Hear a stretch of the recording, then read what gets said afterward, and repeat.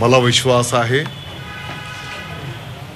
आपला देश नियम कायदा घटनेवर चालतो। जी काही प्रक्रिया संपन्न झालेली आहे ती सर्व नियम कायद्याच्या चौकटीत संपन्न झालेली आहे आणि म्हणून मला विश्वास आहे की आम्हाला न्याय मिळेल। कायद्याचीच पायमल्ली केली जाते असा आरोप ठाकरे गटाकडून केला जातो। आता विरोधकांचं काम असतं आरोप करणं।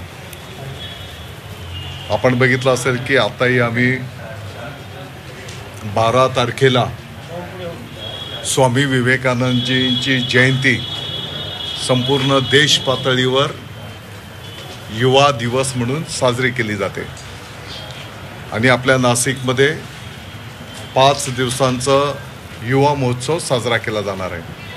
त्याची तयारी चालू आहे।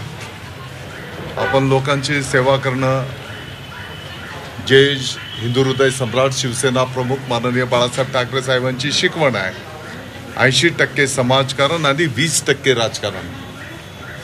लोकांमध्ये राहणं, सर्वसामान्य जनतेचे जे प्रश्न असतात समाजाच्या सर्व घटकांना सोबत घेऊन मार्गक्रमण करणं हे प्रामुख्याने आपलं काम आहे।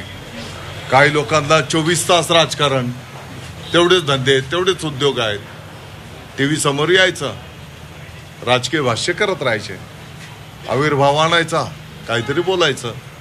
संजय राऊत म्हणाले की काय नाव घेताय तुम्ही? पंतप्रधान नाशिक दौऱ्यावरती येत आहे म्हणजे हा निकाल आधीच मॅनेज केलेला आहे, मॅच फिक्सिंग आहे असं त्यांचं म्हणणं। मॅच फिक्सिंग आहे।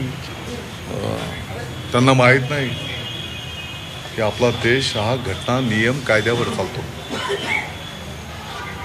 तेच सांगितलं मी। काही लोकांना तेवढेच उद्योग आहेत। त्याने कधी बाबा 2 लोकांचं रेशन कार्ड काढून दिलं का?